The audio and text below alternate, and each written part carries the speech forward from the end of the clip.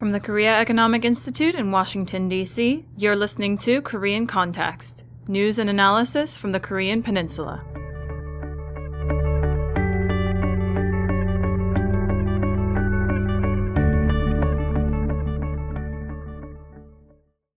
Hi everyone, welcome to Korean Kontext, a podcast dedicated to all things Korea. This week we have a really great episode for you.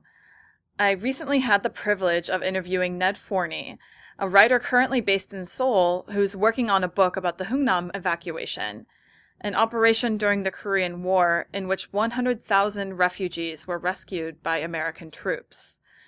Ned has a particular tie to this story because his grandfather, Colonel Edward Forney, was one of the officers in charge of orchestrating that evacuation in 1950. Ned was in Washington, D.C. for just a couple of days to take part in a ceremony at the National Museum of the Marine Corps, which was the very first stop for President Moon Jae-In during his inaugural visit to Washington. The ceremony was a particularly meaningful one for Moon, whose parents were on one of the boats that safely made it out of North Korea, thanks to Colonel Forney. So it's really cool that Ned was able to be there and take part in that ceremony. Please enjoy this fascinating conversation, which was recorded while Ned was in town for the event. So first of all, I really want to thank you for taking your time. I know you're having a very brief visit here to DC, so I appreciate, you taking aside the time to talk to me for the podcast. My pleasure. I'm glad to be here. So I think what would be good is for some of our listeners who may not be that well versed in the history of the Korean War, would you mind starting off with a brief summary of the Chosin Reservoir battle and the subsequent evacuation? Why is that an important part of the war? Yeah, sure. Maybe what I'll do just very briefly is, June 25th, 1950 is when the war started. North Korea invaded the South. And then there was one area of the country that hadn't been taken over called the Pusan Perimeter. And then, of course, MacArthur on September 15th does the Incheon landing, which changes the whole tide of the war. The Marines and the Army go barreling up into North Korea. And they get as far as almost the Yalu River. Actually, some units do get to the Yalu River, which Mao had warned repeatedly not to do. MacArthur didn't listen. So we did go that far north. And, of course, in late October, early November, the Chinese entered the war. So once they entered the war, the Marines in the 10th Corps, the 1st Marine Division was attached to 10th Corps, an Army unit. They were up in the area called the Chosin Reservoir. It's actually in Korea called the Chosin Reservoir, but we had Japanese maps, and the Japanese maps called it Chosin Reservoir. So we're the 1st Marine Division and the 31st Regimental Combat Team are up there at the Chosin Reservoir, and they're surrounded by the Chinese. And it's bitterly cold. It's 20 below, wind chills, and heavy snow, and there's only one road. They called it the MSR, the main supply route, that took all the supplies up into the Chosin Reservoir from Hamhung and Hungnam, which were two towns. Hungnam's actually a port right on the coast, on the northeast coast of North Korea. So they're all there, and they finally break out. As the Marine General in charge of the 1st Marine Division, General Smith, says, we were just attacking in another direction. So they attack towards Hamhung and Hungnam, where the ships are waiting for them to take them, to rescue them, to take them back down to the south. So that was the Chongjin, or the Chosin Reservoir campaign, brutal. The casualties were extremely high. The whole world was watching. MacArthur was watching very carefully. Mao was watching very carefully. And Mao had told his troops, if we annihilate the Marines there, Truman will probably pull America out of the war, and we would regroup in Japan. So we do escape from Chongjin, but then Hungnam becomes very important, because once you escape, you still have to get your guys on the ships, your tanks, your jeeps, your trucks, the ammunition, the supplies, everything. Which my grandfather, Colonel Forney, was responsible for. He was a Marine, U.S. Marine colonel, attached to the 10th Corps, and he was General Almond's deputy chief of staff. So he organizes the evacuation, and there were hundreds of thousands of North Korean refugees there who were fleeing the communists. In a series of it took 2 weeks to do the evacuation. He helped along with Admiral Doyle, who was the admiral in charge of all the ships, to get approximately 100,000 refugees on those ships. And today, it's estimated there are 1 million descendants of those refugees, and President Moon Jae-In is one of them. Right. So you mentioned about your grandfather, that this was that he was in charge of this evacuation. So tell me a little bit about him, about your personal connection to this part of history, and why you decided to write a book about it. Sure, yeah.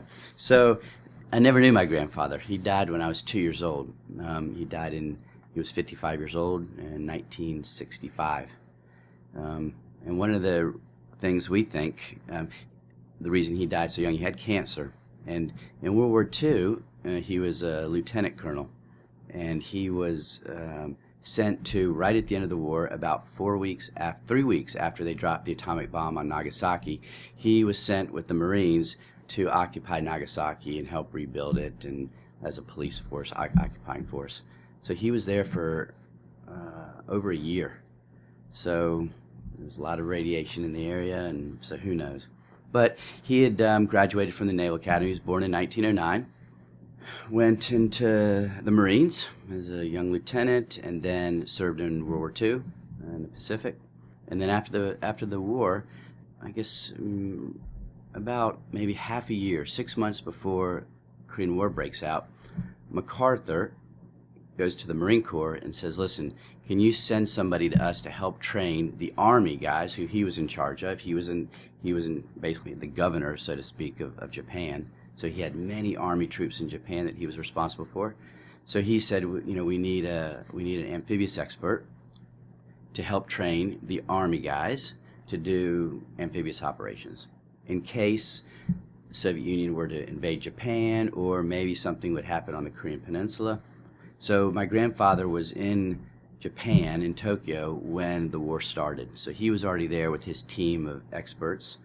And then he had a role in the Incheon landing, because once again, MacArthur puts General Almond in charge of the operation of Incheon.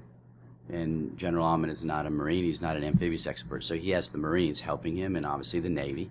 So General Smith and Admiral Doyle and Colonel Forney all come together, and the initial phases of Incheon were all led by Marines, and then the Army units come right after, and then they liberate Seoul.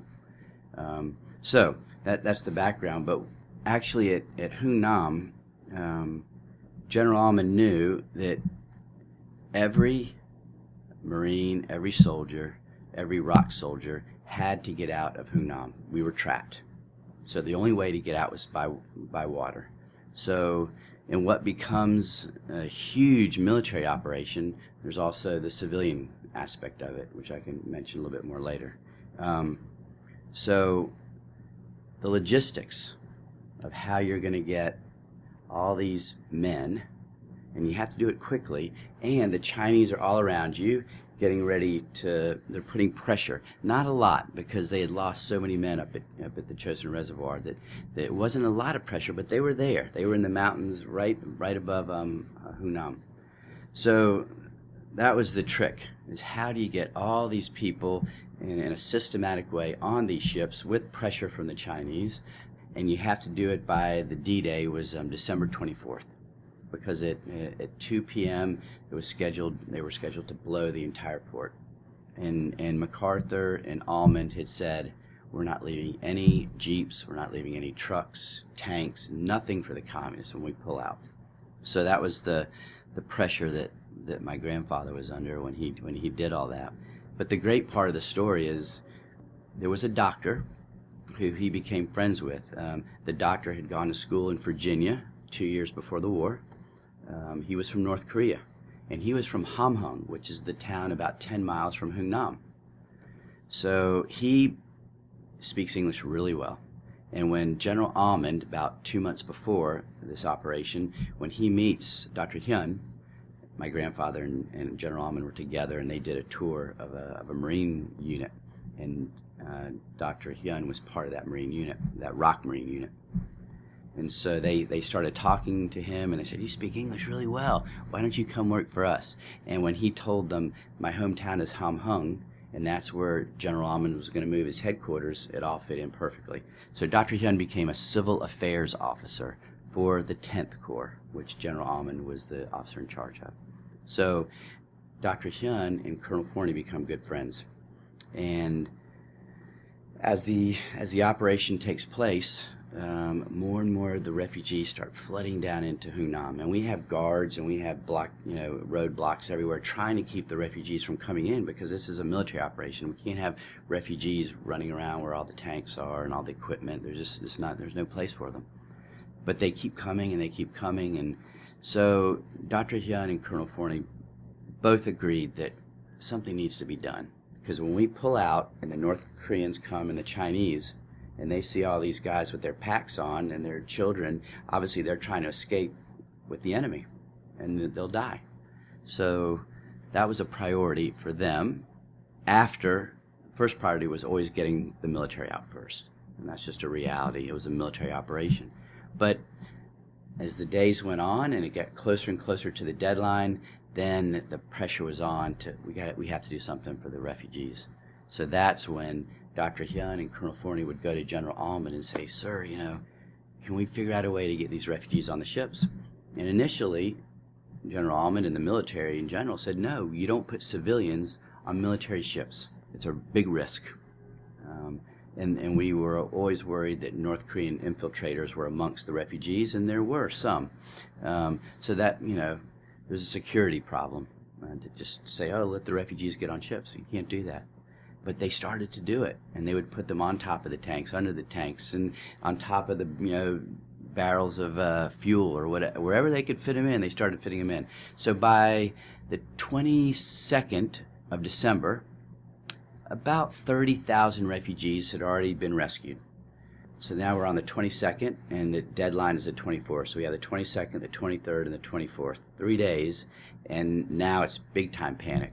And Admiral Doyle somehow got 3 merchant marine ships in there. They're called Victory ships, huge ships. And the Meredith Victory is the most famous one.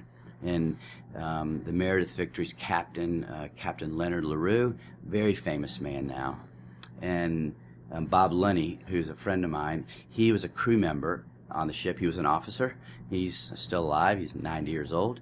And he'll be at the ceremony this Wednesday. He's a great guy. And I've interviewed him and 2 of the other surviving officers. So these ships come in at the last minute, and 14,000 on those merchant marine ships. There was 2, Meredith Victory and the Virginia City Victory. Unbelievable. It's a record. Most cruise ships you see today, the massive cruise ships that are down in Miami and 20 stories high and everything, they hold usually around 7,000. And these small merchant marine ships were holding 14,000. So it was just amazing. So by the time they blow the port on the 24th, when they calculate all the numbers of the civilians who got on the merchant marine ships and on the LSTs and on whatever ships they could get on, it was right around 100,000. Oh, that's amazing. And just a few days getting that many people on ships and getting them out. I mean, I've interviewed 30 former refugees. So they were there, and they tell me it was just, there was panic, and there was just so much confusion, so many people, and people were so desperate. And whenever I interview them, I always have a translator, because obviously they're speaking in Korean. And usually at some point in the interview, they cry. And some of these are like 85-year-old, really tough Korean guys and women, and they almost always get emotional, especially when they talk about leaving their families. Because most of them thought they were leaving for maybe 3 days or 3 weeks or maybe 3 months, but not forever. And many of them never heard from their families again, never got a letter, no phone calls, nothing. You have no idea. Right. I know that's a big priority, or it has been for several administrations in South Korea, is getting those family reunions started up again. And, unfortunately, circumstances are such that it just hasn't happened. It's such a tragic story, and it's so sad. And I think many Americans don't realize, the fact that North Korea's there, South Korea's here, and my family is right up there in North Korea, maybe 60, 100 miles away, and I have no idea. what they're doing if they're alive. I mean, it's I think one of your podcasts you were interviewed, and you were talking about, do you live in North or South Korea? You can't live in North Korea. Definitely. So I'm really interested. Can you tell us a little bit more about what you're doing here in DC? How did this trip come about, and what's the plan? So in Korea, they have the Ministry of Patriots and Veterans Affairs, very similar to our VA. And so I've worked with them. They've helped put me in contact with refugees, some of the 30 refugees that I've interviewed. And I've gone to many of their events because the Koreans are very appreciative. I mean, of course, across the board, maybe some of the younger Koreans, they don't have quite as much knowledge of what happened during the war. But overwhelmingly, the Koreans are appreciative of what the Americans did for them and for their country during the Korean War. So when the MPVA found out that I was living in Korea, actually they found out my son has lived there for 7 years, so they knew about Colonel Forney way before I even got there, because Ben, who speaks Korean, was going on interviews and writing articles in the Chosin Reservoir in Korean. And so many of the MPVA folks and the government officials and lots of just, people in Seoul knew the story of Colonel Forney and the Hungnam Evacuation. And then about 3 years ago, there was a great movie that came out, Ode to My Father. And in Korea, it's called Kukje Market. And great movie. And the opening scene is Hungnam. And of course, then we would tell people our grandfather was in charge of that operation. And they go, oh, it's so wonderful. So the MPVA has been wonderful, very supportive. The way fate unfolds sometimes, with what happened with Park Geun-hye, and now Moon Jae-In, who lost in the last election, he's now president, and he is publicly and frequently talking about his parents. And his parents were on one of those ships that was taking the refugees out in December of 1950. So he's very appreciative. So that's why tomorrow he is going to the National Museum of the Marine Corps in Quantico, where they've just built, about maybe a month or 2 months ago, a memorial to the veterans of Chosin Reservoir. And he'll give a speech there and do a wreath-laying ceremony as a symbolic tribute. And also he's going to I think verbally say that he's appreciative of what the men did at Chosin, because without them stopping the Chinese, the Chinese would have wiped out Hamhung and Hungnam, and his parents would never have escaped. And then evacuation, he talks about that also frequently. So it's a great tribute to the men who served during that time, the Americans and the ROC forces, and there was also a British unit that was there too, a British commando unit. So he's going to pay tribute, and I was a Marine myself, and so I think it's a great gesture, and I think it's the first step in this U.S.-Korea summit, and it'll be a positive one, I'm hoping. I think it's really amazing timing. I mean, President Moon coming for his first summit as president right after the anniversary of the start of the war, which was just this past Sunday, and this memorial had just opened. I mean, it couldn't be more perfect as far as timing, right? The timing's unbelievable. And so I got a call last week from the Korean embassy, and they said, I forgot how they got my number. And they said, they contacted MPVA, and MPVA gave them my number. And the gentleman, the colonel in the ROC Marines, called and said, we want you to come to this ceremony. I said, well, I'm in Seoul. And they said, that's okay. So I'm here for 36 hours to see the event, and I'm so honored that I'll be able to be there. Dr. Hyun, who was Colonel Forney's good friend and obviously did a lot to help save the refugees. One of his daughters, who I know well now, she will be there with her husband, and the grandson of General Almond, Colonel Ferguson, who's also a friend of mine, he will be there representing his grandfather. So they did all the research, and they got all of these people together that have some role, or their fathers or grandfathers did. Yeah. So it'll be a great day. As I just mentioned, the anniversary just happened of the start of the war. The 67th anniversary was this year. So, as a former history teacher, what would you think is important for us to remember about the war, about this particular part of the war now 67 years later and looking forward? Yeah, we went to a ceremony Friday, my son and I, at the fancy Lotte Hotel downtown Seoul, and President Moon was there, and he gave a speech, and he thanked the Chosin Reservoir veterans. He thanked all the UN veterans, and obviously the Korean veterans. But he went out of his way to say Chosin and Hungnam. So the thing I get whenever I interview Korean War veterans, U.S. Korean War veterans, and I ask them, so you came to Korea, you didn't probably even know where it was on the map. Most of them admit that we didn't know where Korea was, and you saw some of your buddies probably not. They didn't come home, and was it worth it? And they always say, every one of them, and they get very passionate when they say it. Yes, and I would do it again. I'm so glad that we helped Korea earn their freedom, because they go to Seoul. MPVA pays for them to go to Seoul. There's a special program where they come to Seoul for, I think, 4 or 5 days, and they get to see Seoul and parts of the country.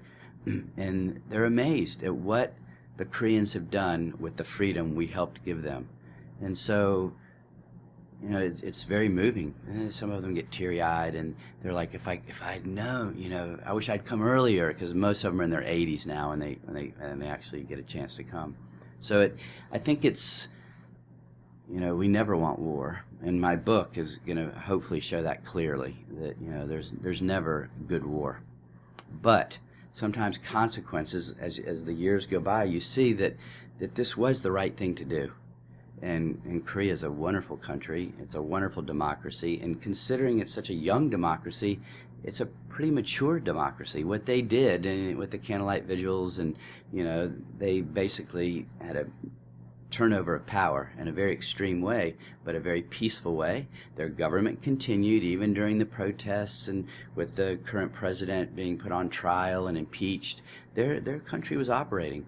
And now they have a new president, and it's amazing what they've done. And obviously 13th largest economy in the world. We all have LG appliances in our house, and we have Samsung, and so it's a great success story. All right, great. Well, I've learned a lot myself, and I hope that the listeners will as well. Before we go, is there anything else that you want to make sure that we know about? Yeah, I think just the last thing, one of the messages of my book will be that it's important to keep this Korean-American friendship alive, because both countries have a lot in common. And there's so many Korean Americans now here in the States, and we have such a partnership, and it's important. Our presidents will come and go, Korean presidents will come and go, but the people, and the governments will stay the same, and we need to keep cooperating militarily, economically, and just do exchanges and tourism, all that. It's important. That would be my final message. Keep the Korean American friendship strong. All right, great. I really like that as an ending. So thank you so much for your time, and have a great time while you're in DC for a few hours at least. Great. Thank you. Thanks for inviting me, Jenna. Thanks everyone for once again joining us here on Korean Kontext. I hope you enjoyed this episode. If you did, please feel free to subscribe to our podcast wherever you get your podcasts, and join us again next week for another great episode.